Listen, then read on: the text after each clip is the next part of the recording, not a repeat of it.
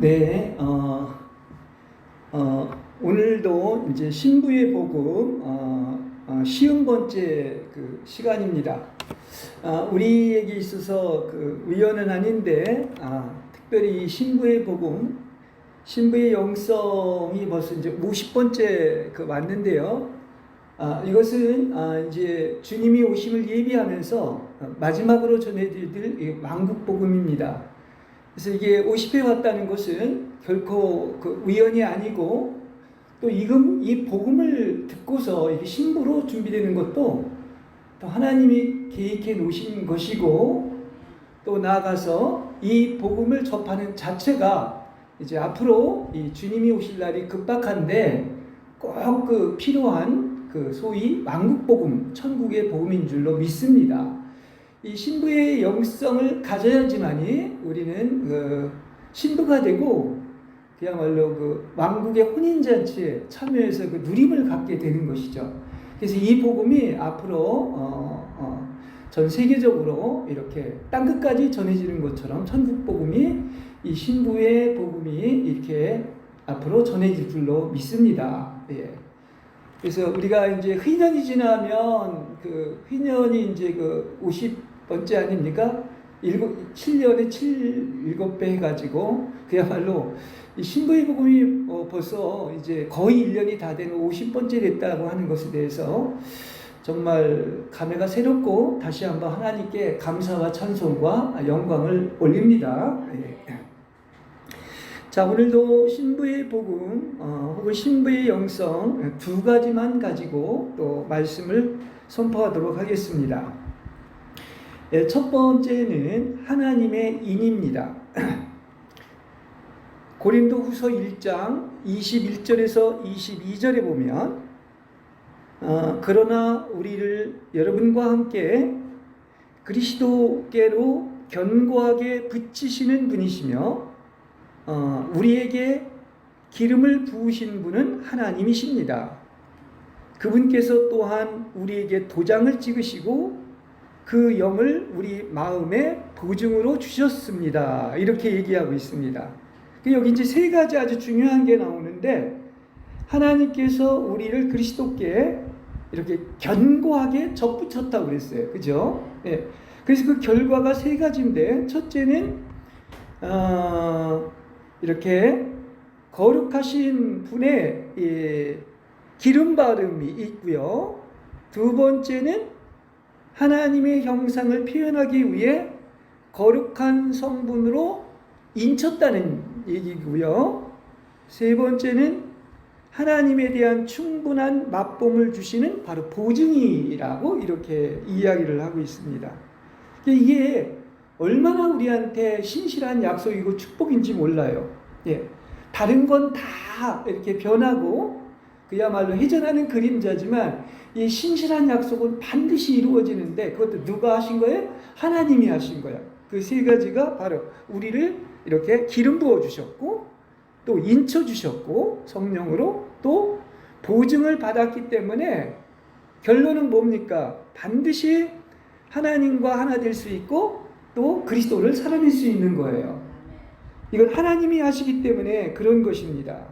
그래서 우리가 날마다 얘기를 하지만 이 성경에서 주님이 얘기한 것을 우리가 얼마나 그렇게 그야말로 그 지혜의 그 깊이와 부요함을 얼마나 누리는지 모르겠어요. 이건 사실 이 사실 자체가 기적입니다. 놀라운 것이죠.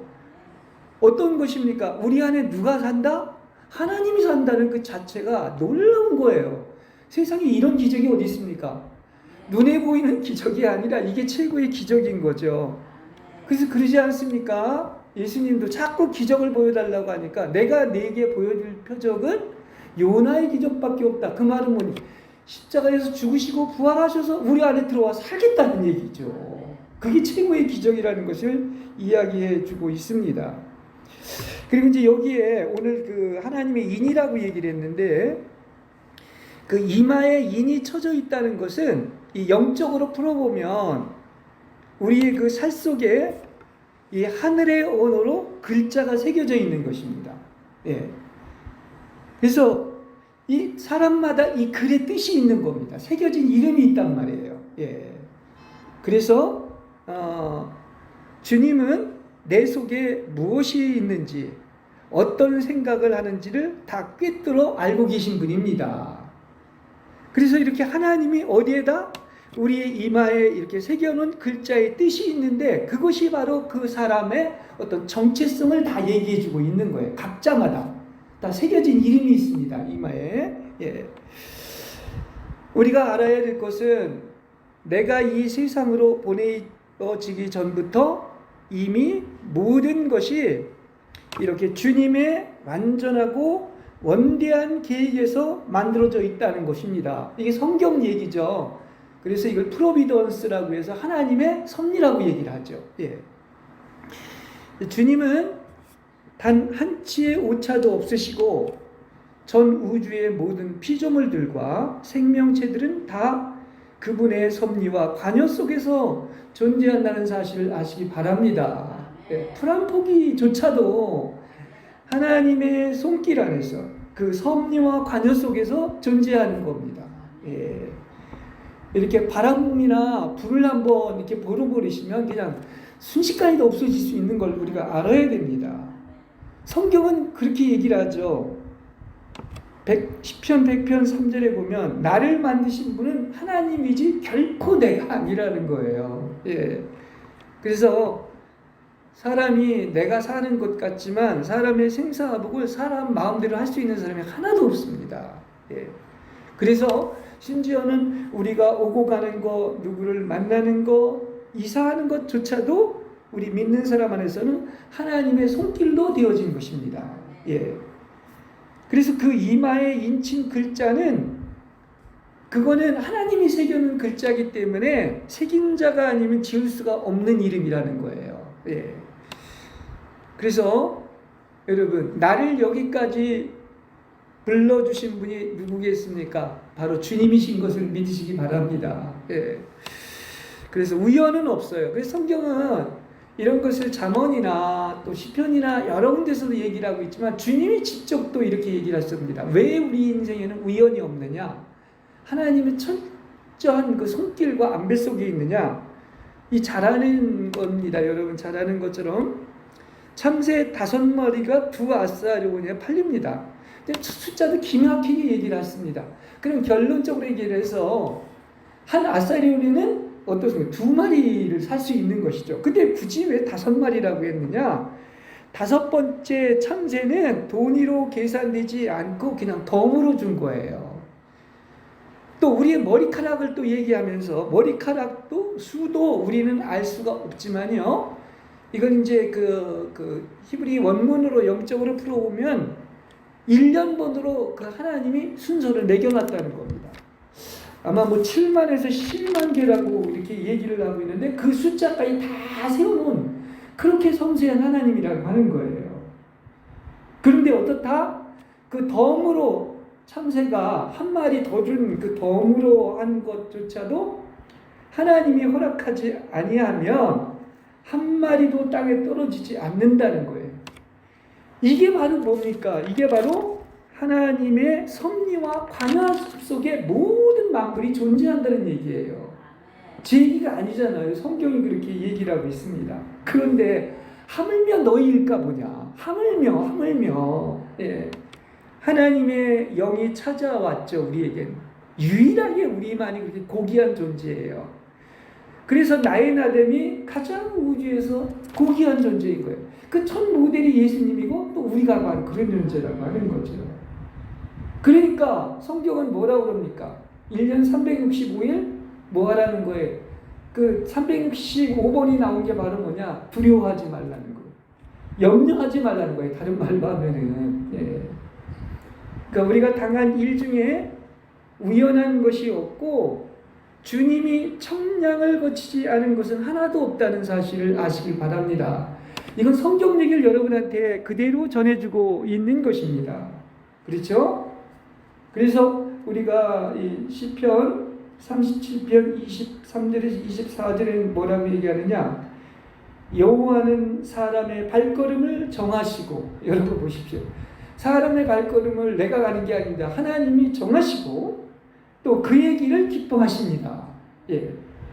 그가 넘어지더라도 아주 쓰러지지 않음은 여호와께서 그의 손을 붙잡아 주시기 때문입니다. 할렐루야. 이게 우리의 인생인 거야. 여러분 이것을 믿습니까? 그렇죠. 그러니까 염려하지 말고 두려워하지 말라는 거예요.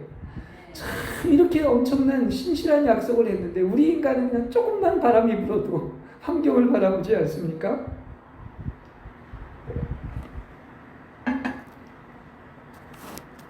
그래서 그 인쳐진 우리 이마에는 그 인이 쳐져 있는데 그 글자를 좀 설명을 하겠습니다. 그 황금색의 실 같은 이 불이 마치 회오리 바람처럼 시계 방향으로 돌고 있습니다. 그래서 그 실은 호민한 실 속에 깊숙이 이렇게 들어가 박혀 있었는데 그 황금실의 회오리 바람이 수천 수만 킬로미터로 그 황금의 그 바람은 이 7만 길의 깊이로 내 영에 각인되어서 새겨져 있습니다. 이게 영적으로는 이렇게 되는 거예요. 예. 그래서 그 바람은 뭐냐? 뭐 성경은 계속 바람을 영이라고 그러죠. 생기라고 얘기하지 않습니까? 바로 그 바람은 살아서 역동하는 하나님의 숨결인 거예요. 이걸 알아야 돼요. 그죠? 그래서 이 하나님의 숨결, 이 호흡, 이것을 계속 체험하는 게 신앙생활입니다. 예. 그것을 여러분 맛보시기 바랍니다. 먹고 누리시기 바랍니다. 예. 그래서 하나님의 호흡은 무엇이든지 그 불로 살 수가 있는 것입니다. 자, 하나님 앞에 바쳐진 번제물이 있는데 그것은 사람이 만든 불로서 살라지는 것이 아니라고 성경은 계속 얘기하고 있죠. 성경은 불을 얘기하고 있지 않습니까? 예. 그러면 하나님의 번제물은 어떤 불이냐면 오직 하나님으로부터 나온 불로서 살라져야만이 그분께 수락되어진다는 사실입니다. 이게 하늘에서 온 불이에요. 아까 에레미야에서 그렇지 않습니까? 말씀을 전하지 않으니까 내 안에서 그냥 불망망이 같이 불이 타올라서 말씀을 전하지 않고 못 베긴다고 그러죠. 이게 말씀의 불, 불타오르는 창조적 기도의 불, 영적 생명력의 불, 사랑의 산 불꽃입니다. 이 불이란 말이에요. 하늘에서 내려오는 이 불이에요. 그래서 주님이 그러죠. 이 불이 이미 붙었다면 더 이상 내가 무엇을 원하겠습니까? 이 불이 붙기를 바랍니다. 예. 그래서 우리 인간의 의나 열심으로 바쳐진 삶의 재물은 하나님 앞에서 수락되지 않는 겁니다. 그리하여 우리는 오직 어떤 것? 하나님으로부터 받은 것, 하나님으로부터 나온 성령의 불로서 하나님 앞에서 산 재물의 삶으로 바쳐지는 거예요. 그게 진정한 재물인 것입니다. 자, 그러면 내가 뭐를 얘기하려고 이렇게 얘기하느냐? 우리가 이제 그 그리스도의 차원이 있는데 아까도 뭐 7만 길이다 또 수만 킬로라고 내가 표현을 했는데 이 그리스도의 4차원은 넓이와 길이와 높이와 깊이가 있습니다. 근데 그게 측량할 수 없다고 그랬어요.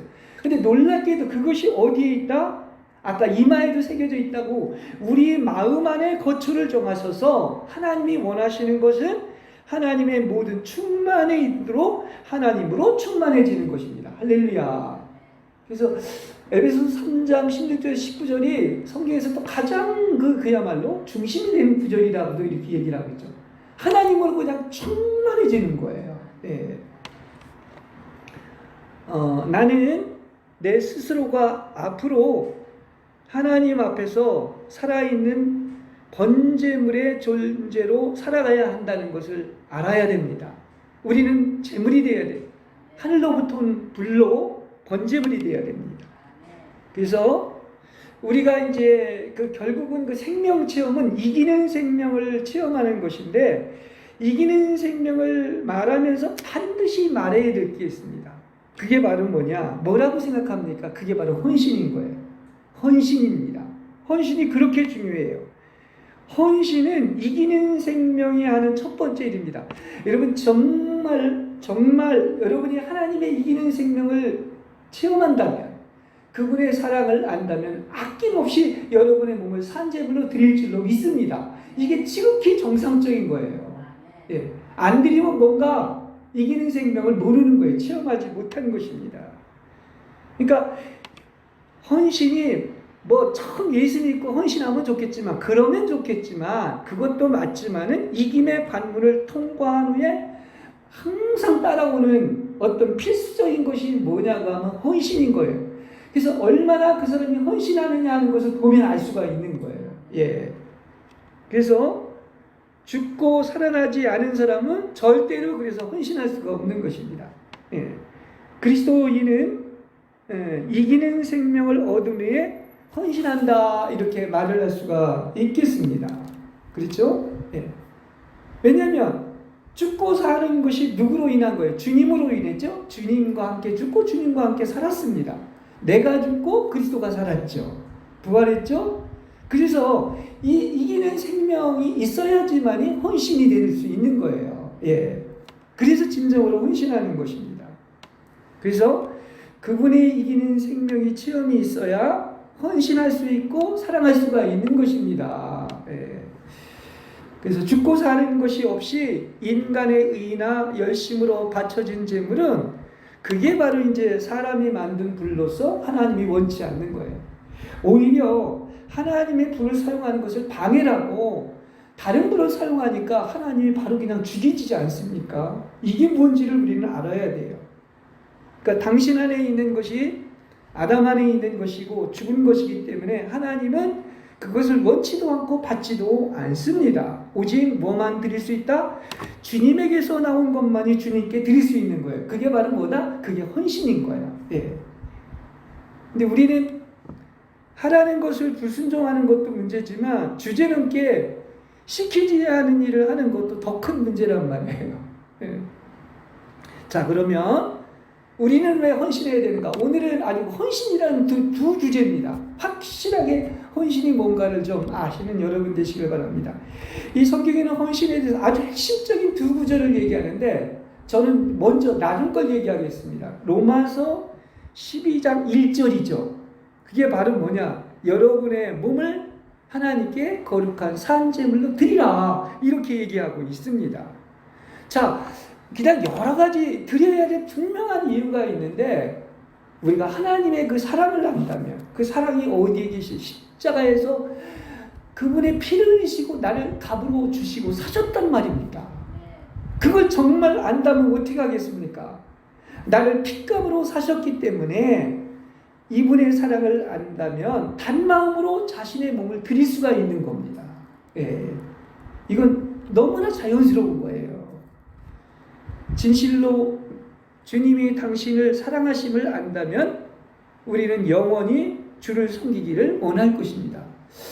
여러분, 우리 찬송할 때도 그렇고 은혜 받을 때 보면 참 어떻게 하면 이 받은 은혜를 갚을 수 있을까? 그러니까 어떤 것입니까? 당연히 깊은 관계에 들어갈수록 그분께 모든 것을 아낌없이 헌신하는 거예요. 드리는 것임을 알 수가 있습니다. 자, 그러면 그 로마서 12장에 얘기하는 것처럼 헌신의 결과는 무엇을 가져오느냐고 하면은 거기 그럽니다. 1절, 2절에 보면 이 드림의 결과는 하나님의 선하심과 기뻐하심과 온전한 뜻을 분별하게 됩니다. 그러니까 하나님께 드리는 사람은 하나님의 선하심과 기뻐하심과 온전하신 뜻을 알게 되는 거예요. 왜 모르느냐? 몸을 드리지 않았기 때문에 그런 거죠. 예. 쉽게 얘기한다고 하면 하나님은 선하신 분이고 또한 어떤 온전하신 분입니다. 아멘. 그러니까 분명히 기도를 할 때도 그렇죠. 우리는 떡을 구할 때 돌을 줄 것으로 생각하고 생선을 구할 때 뱀을 줄 것으로 생각하고 계란을 구할 때 전갈을 줄 줄로 생각했습니다. 이게 우리의 기도였었어요. 내 기준의 기도인 것입니다. 그러나 우리가 돌을 구할 때 하나님이 주신 것은 떡이었습니다. 이걸 왜 이렇게 얘기하느냐면 하나님이야말로 선하시고 온전하신 거예요. 가장 좋은 것을 여러분에게 주신다는 사실이에요. 그래서 많은 경우 우리는 하나님의 그 지극한 사랑과 선한 뜻을 깨닫지 못하고 우리에 대한 그분의 계획이 다 선하고 좋은 것임을 몰랐습니다. 그래서 모를 때 어떻습니까? 하기야 뭐 욥이나 에레미야도 너무 힘드니까 불평하고 원망을 했지만은 그러나 나중에 다 지내놓고 보면 어떤 것입니까? 다 주님을 찬양할 것밖에 없는 겁니다. 이게 주님의 온전하심과 선하신 뜻인 거예요. 그렇죠? 분명히 하나님의 뜻이 뭐라고요? 하나님은 언제나 선하시고 온전하십니다. 그걸 믿으시기 바랍니다. 그렇죠? 그래서 여러분의 몸을 아낌없이 단마음으로 드리시기 바랍니다. 여러분이 이와 같이 헌신하는 신부가 된다면 정말 여러분이 바라는 것보다 훨씬 능가하는 최상의 축복을 주실 것입니다. 그리고 하나님께 드리면 여러분이 원하는 그 모든 기도가 하나님의 뜻에 맞으면 다 이루어지실 줄로 믿습니다. 예. 우리는 성경의 약속처럼 반드시 이 땅에서도 100배의 보상을 받을 것이고 영원한 생명인 오는 시대에 천국의 출현 안에서 혼인잔치를 누리게 될 것입니다. 이것이 하나님의 약속이에요. 그래서 하나님, 나는 완전히 당신께 속한 자입니다. 오늘 이후로 나는 자신을 위하여 더 이상 살지 않겠습니다. 예.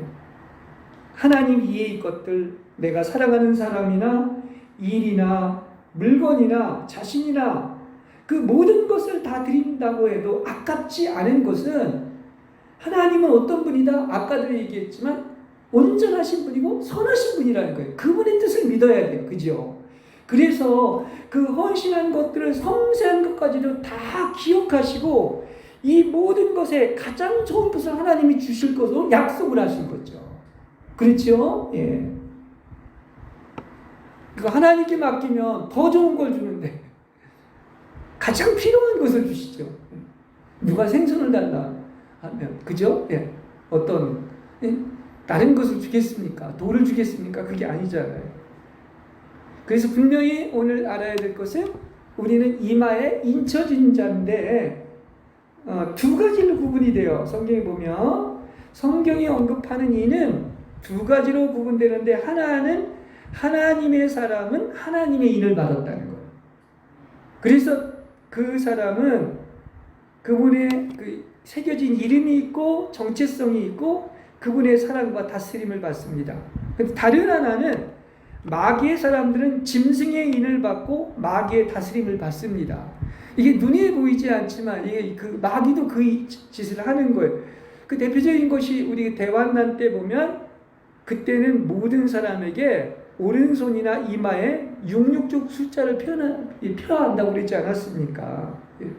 이렇게 사람마다 똑같은 종류의 인을 동일한 시간대에 받지 않고 각 사람마다 받은 인이 상징하는 뜻도 다르고 또 받는 사람도 다릅니다. 그리고 각자마다 직임과 정체성이 다르듯이 하나님의 인에도 특별한 부름과 시간대가 다른 것입니다. 하나님은 진실로 살아계시고 하나님의 자녀들에게 견고하게 그리스도께 뭐라고 했습니까? 접붙였다고 그랬죠. 그리고 성령으로 인쳤다. 도장이 찍혔어요. 그리고 성령이 보증하시어서 하늘들의 영역 안에 있는 모든 영적인 축복으로 우리를 축복하셨습니다. 할렐루야. 그래서 하나님의 영원한 목적은 반드시 성취되는데 이게 이제 새하늘과 새 땅의 탄생이고 이미 우리 안에서 이게 새하늘과 새 땅이 탄생한 거예요. 시작된 겁니다. 그리고 그 핵심은 어디다? 그 중심에는 누가 있다? 어린 양과 어린 양의 아내인 신부가 있는 거죠. 이게 하나님의 경륜의 목적이지 않습니까? 결국은 뭐가 돼야 돼요? 그것은 바로 신부가 돼야 되는 거죠. 그렇죠? 이게 신부의 복음이고 신부의 영성입니다.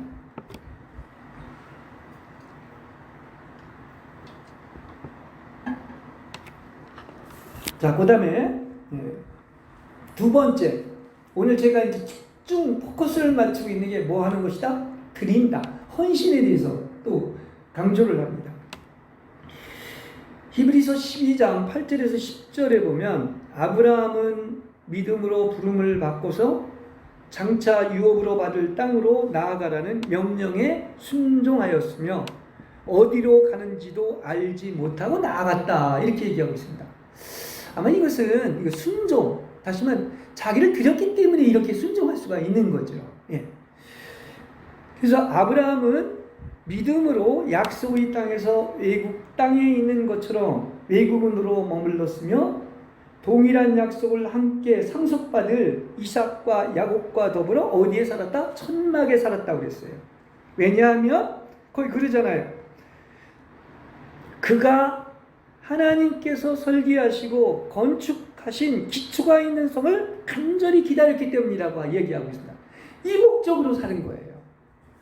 그래서 이것이 바로 뭐냐고 하면 이 세상에서 우린 나와가지고 위에 있는 것들을 생각하고 땅에 있는 것들을 생각하지 않는 바로 위에 있는 것들을 추구하는 자들의 삶인 것입니다. 예. 그래서 믿음의 증인들인 우리는 매일 뭐냐? 어떤 걸 바라보고 사는 것이냐? 하늘로 떠날 준비를 하며 살아가야 되는 것입니다. 근데 이게 결코 쉬운 일은 아니죠. 이 아브라함을 통해서 우리에게 그 공과를 배울 수가 있죠. 믿음으로 부름을 받고 나서 장차 유업으로 받을 땅으로 나아가라고 명령할 때 히브리서에서 그렇게 얘기하지 않습니까? 11장에서 순종하면서 그냥 갔는데 보이는 게 없었어요. 오직 그 믿음이라는 지도 하나를 가지고 순종하면서 어디로 가는지도 알지 못하고 나아가고 있는 거예요. 그냥 하루하루 그분이 인도하는 대로 이렇게 사는 겁니다. 그죠? 성경을 우리가 잘 읽어야 돼요. 그래서 우리는 잠시 이 땅이 뭐냐? 이 여행을 와서 외국 땅에 있는 것처럼 외국으로 살아가며 거처를 옮겨야 하는데 그게 무슨 생활이다? 장막의 생활인 거야. 그죠? 텐트의 생활인 거예요. 터버너클이라고 해가지고. 그렇죠. 왜냐하면 우리는 하나님께서 설계하시고 건축하신 기초가 있는 그 본향, 그 예루살렘 성을 간절히 기다리며 살아가고 있는데 여기다 집을 져놓으면 착근을 해버리면 안 되잖아요. 그렇죠. 그래서 계속 얘기를 하죠. 우리는 갈 바를 알지 못하고 나아가며 어떤 생활이냐? 우리 신앙생활은 가는 곳마다 제단을 세우고 내 몸을 들이고 이렇게 장막에서 살아가는 생활이다.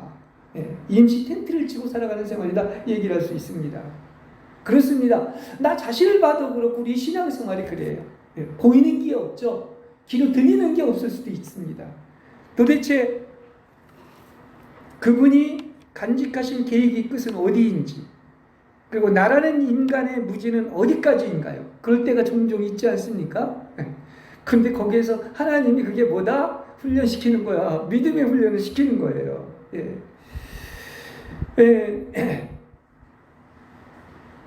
과연 주님은 어디까지 나를 인도하고 가실 것인가? 나는 전혀 모릅니다. 그런데 이게 바로 뭐냐? 이게 바로 믿음으로 나아가는 길이에요. 이 아브라함이 간 길은 뭐냐? 갈 바를 알지 못하고 오직 믿음으로 갔다. 이렇게 얘기하고 있죠. 예. 그래서 우리는 또다시 자신을 내려놓고 어디를 가는지도 알지 못하고 순종하는 것이 신앙의 여정입니다. 보고 믿는 것보다 보지 않고 믿는 게 축복이라고 하는 게 이게 믿음을 하나님은 기뻐하실 줄로 믿습니다. 예. 예. 그럼에도 내가 믿고 아는 단 하나의 사실이 있습니다. 확실하죠. 갈 바를 알지 못하고 어디로 가는지도 알지 못하지만 확실한 게 있는데 바로 뭐냐?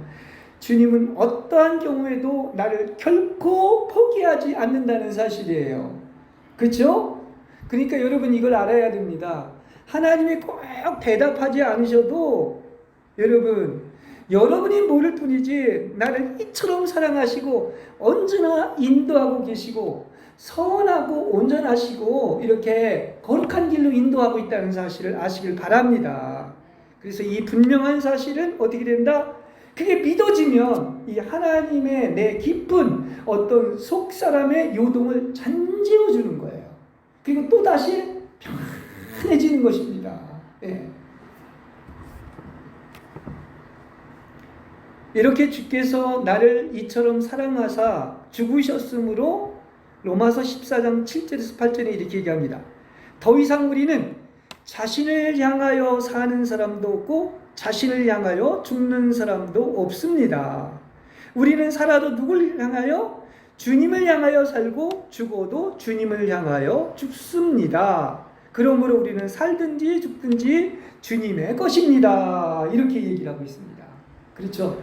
이기는 생명을 안다면, 그분의 사랑을 안다면 어떻게 됩니까? 죽든지 살든지 다 주님의 것인 거예요. 그러니까 완전히 맡기는 것이죠. 순종의 삶을 사는 것이죠. 예.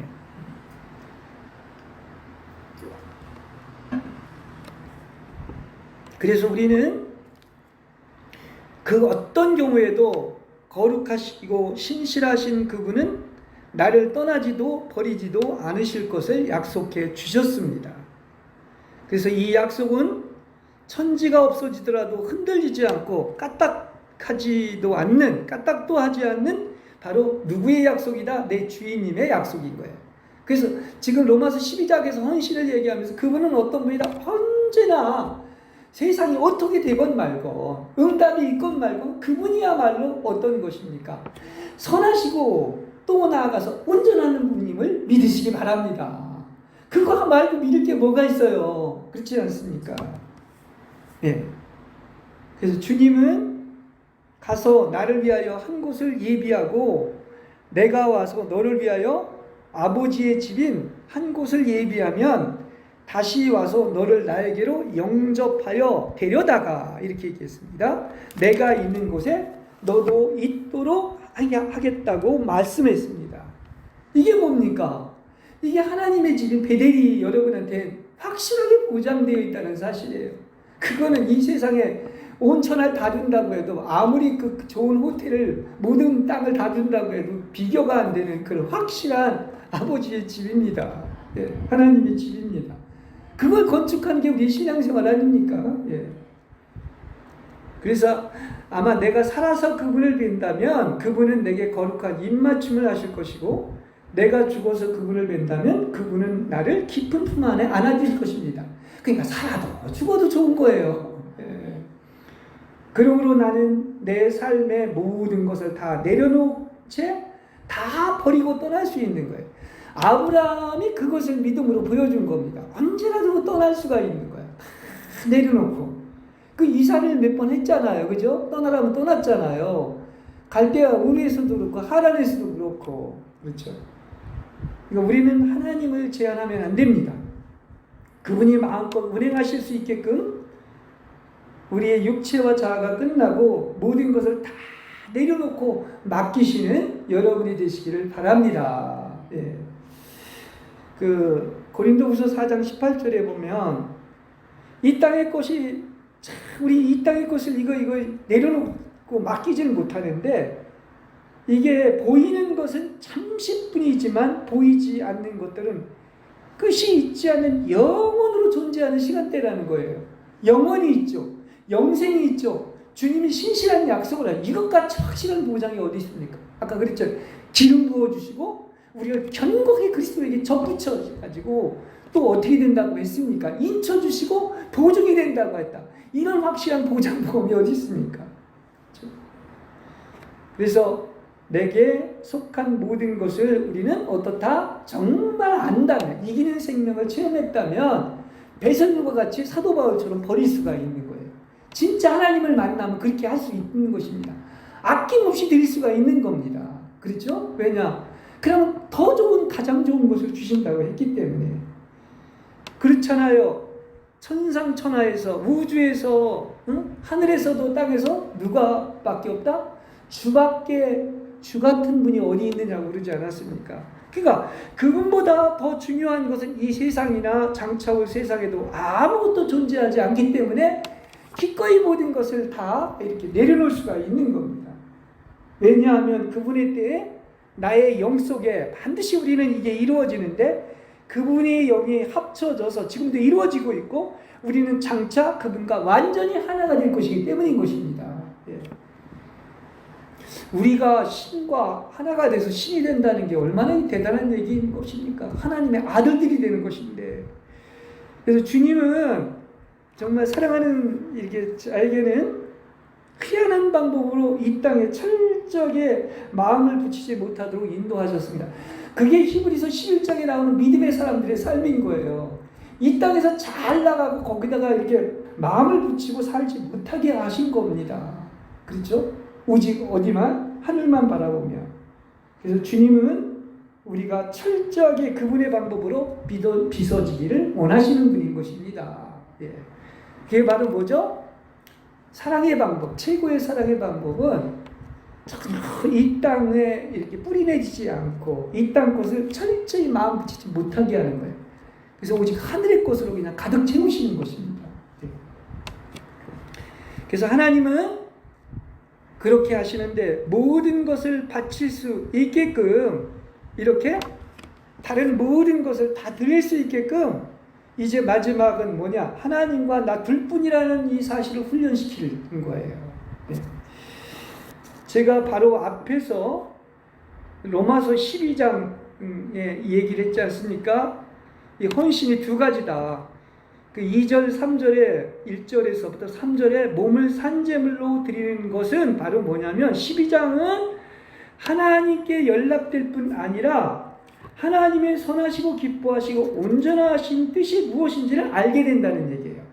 12장의 어떤 헌신은 하나님의 기뻐하시고 온전하시고 선하신 뜻을 알게 하기 위한 것이고, 그래서 이것은 한 면이 하나님을 위한 것이라면 로마서 6장 13절의 말씀이 또 헌신이 나오는데 또한 뭐라고 그랬냐면 여러분의 지체를 불의의 병기로 제게 내어주지 말고 오직 여러분은 죽은 사람들 가운데서 살아난 사람으로서 자신을 하나님께 드리며 여러분의 지체를 의의 병기로 하나님께 드리십시오. 이렇게 얘기하고 있습니다.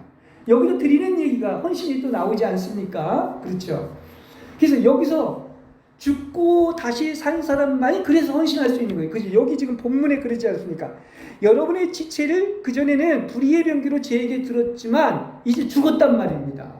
그래서 여러분은 죽은 사람들 가운데 다시 살아난 사람으로 내 자신을 하나님께 어떤 것입니까?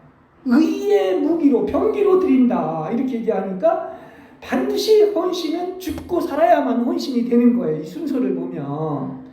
그러니까 지금 두 가지를 기억하셔야 되는데 12장은 하나님을 위한 헌신이라면 6장은 나를 위한 헌신인 거예요. 그러니까 6장의 헌신은 바로 뭐냐? 그렇게 헌신했을 때 어떤 일이 일어난다? 나로서 유익을 얻게 하고 개인으로 거룩함의 열매를 맺게 되는 거예요. 그죠? 예. 그래서 6장의 드림의 결과는 죄에서 해방되어 하나님의 종이 됨으로써 매일 이기는 생활을 나타내는 것입니다. 그렇죠? 그래서 이와 같이 하나님의 요구는 우리 자신을 완전히 그분께 드림으로써 이렇게 하나님의 아들들로 완성되는 영원한 뜻이 있는 것입니다. 예. 우리 한번 정말 이렇게 지금까지 살아온 것 하나님의 은혜인데 그 당시에는 몰랐지만은 정말 모든 것을 알고 나면 사랑이라는 걸 알고 찬양을 드릴 수밖에 없는데 그 가장 그 핵심적인 증거가 뭐냐? 아낌없이 드리는 거예요. 예. 나를 드린다고 그러지 않았습니까? 참 이런 사람들이 되길 바랍니다. 예. 그럼 하나님이 복 주지 말라고 해도 아까 그랬죠? 나를 거룩하게 한다고 그랬습니다. 그리고 나에게 모든 유익을 준다고 그랬어요. 그리고 12장의 얘기 또 뭐라고 얘기했습니까? 그야말로 하나님의 선하시고 온전하시고 기뻐하신 뜻을 알게 된다는 거예요. 그래서 모든 것을 찬양드릴 수밖에 없다는 것. 예.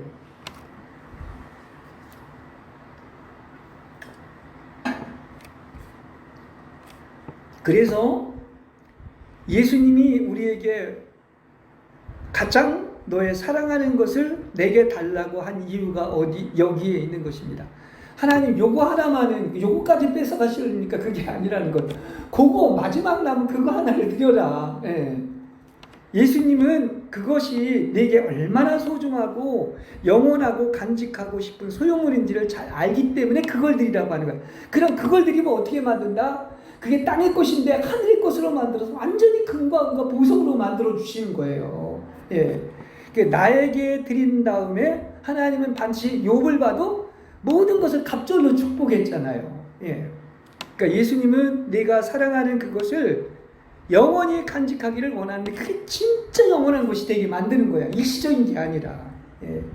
바로 그것이 바로 뭡니까? 그분이 그것을 우리에게 드려라 달라고 한 이유가 여기에 있다는 사실을 아시길 바랍니다. 예. 자식이나 기업이나 너에게 바로 영혼을 주기 위하여 자식을 드리고 기업을 드리고 모든 것을 드리라는 거예요. 진짜 축복을 주려고 하는 거죠. 예. 그래서 자신에게 소중한 것을 예수님에게 더 많이 드리는 자가 예수님을 더 많이 사랑하는 자죠. 말로만 사랑하는 것이 아니죠.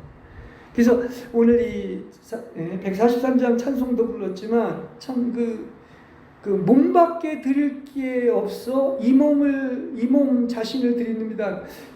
이거 가사는 간단하지만 참 깊은 내용이에요. 가장 마지막 드려야 할 것이 이 몸 자신 아닙니까? 몸밖에 드릴 수 없다면 얼마나 좋은 겁니까? 그죠? 그걸 가장 하나님이 원한다는 사실이 있지요. 그래서 온천을 다 주어도 바꾸지 않는 것이 생명인데 내 자신을 하나님께 부은다는 것은 실로 가장 좋은 거예요.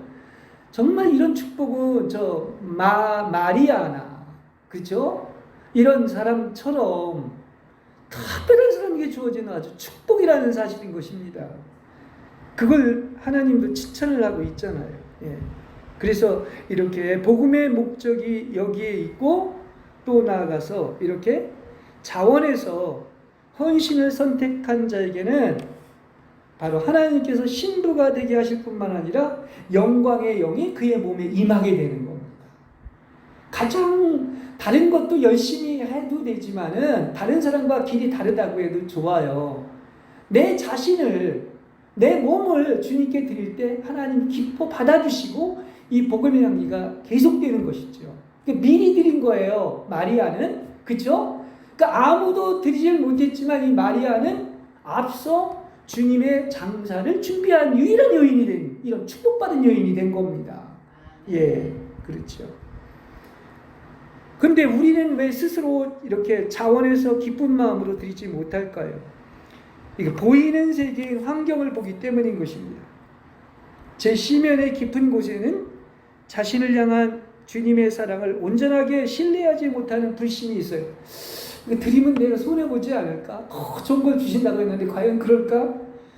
근데 그래서 그 결과로 결국 주께서 취하실 때까지 도달해야 할 때까지 드릴 수밖에 없는 이런 객관적인 순종이 되어버리는데 미리 드리는 거, 미리 기름을 붓는 거, 향유옥합을 드리는 이러한 것이 되어야 됩니다. 그게 이제야 겨우 자아를 포기하고 제가 사랑하는 것들을 주께 드리는 것입니다. 야곱이 이스라엘로 변하기까지 마음에 살고 애착하는 것들이 있기 때문에 드리지 못하는 거예요.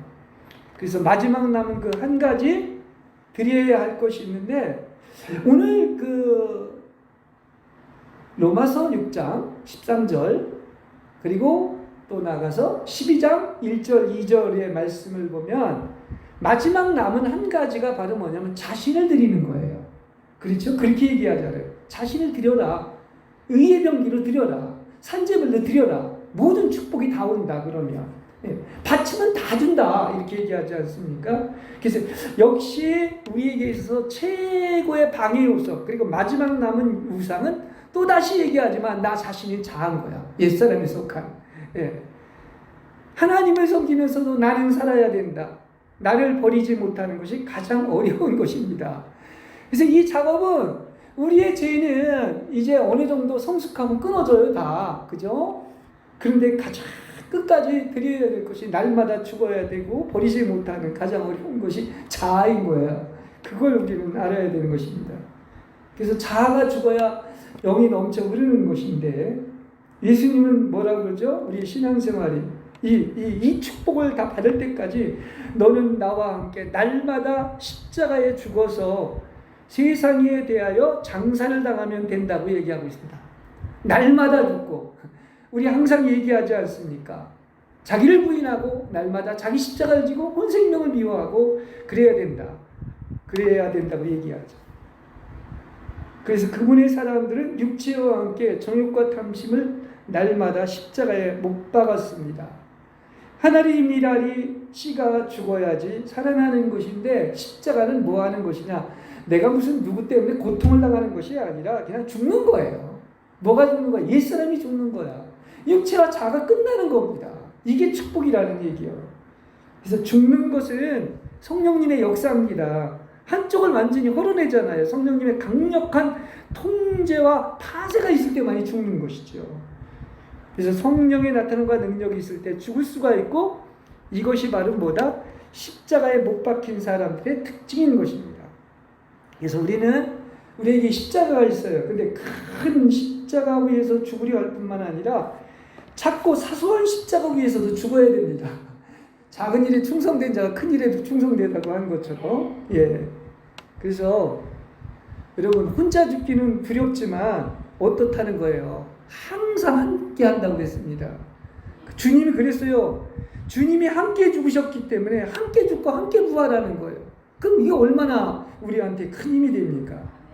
그래서 함께 죽고 함께 살고 그분의 겸손과 온유가 있다면 어떻습니까? 우리는 그야말로 기쁜 마음으로, 단 마음으로, 아니 자원해서 미리 산재물을 드릴 수가 있는 거죠. 그러면 죽기가 쉬울 줄로 믿습니다. 내 마음이 있을 때, 내 마음이 살아있으면 죽기가 어려워요. 또 그러나 언제나 그분의 마음이 있다면 아주 죽을 수가 있는 거예요. 오히려 죽음을 기쁨으로 여길 수가 있는 거예요. 너무 심하게 들릴지는 모르지만 이게 주님이 하시는 것과 내가 하는 것이 근본적으로 다른 것입니다. 그렇죠? 그러면 어떻다? 오히려 마태복음 11장에서 얘기하는 것처럼 나는 뭡니까? 온유하고 겸손하니 그 마음이 있으면 오히려 단마음으로 멍에를 맞고 단마음으로 죽일 수 있고 오히려 단마음으로 안식할 수가 있다는 거죠. 그렇습니다. 누가 하는 거예요? 결국은 하나님이 하시는 겁니다. 이렇게 되었을 때 어떻다? 결국은 너와 나는, 즉 신랑과 신부는 이제 온전히 하나 되었다는 표시가 되는 거예요. 여기까지 이르는 것입니다. 자, 여기 신부의 복음을 벌써 이제 50번째 얘기를 하고 있는데, 이런 신부에게 하나님은 정말 사랑하십니다. 여러분, 소돔과 고모라가 멸망했거나, 그것이 바로 뭡니까? 의인 10사람이 없는 것처럼 10명의 신부가 있기 때문에 이 땅을 보존하고 있고, 이 교회를 보존하고 있고, 이 가정을 보존하고 있다는 사실이에요. 한 명이 한두 사람이, 수십만의 어떤 사람이 아니라는 것이죠. 그래서 이런 신부에게 그분은 아가서가 그 내용을 계속 얘기하고 있는 거예요. 내 눈에 사랑스러운 자요, 그대 나의 사랑하는, 각자마다 이름이 있다고 그러죠. 새겨진 이름이 있는 것처럼 그런 이름을 가진 술람민 신부라고 호칭을 하십니다. 이 이름을 우린 좀 알았으면 좋겠어요. 그게 너의 정체성이니까. 각자마다 하나님이 우리 이마에 인쳐놓고 새겨진 이름이 있지 않습니까? 바로 이 호칭이 지성소로 입장할 술람민 신부들이 된 이긴 자들의 호칭이라는 사실인 것입니다.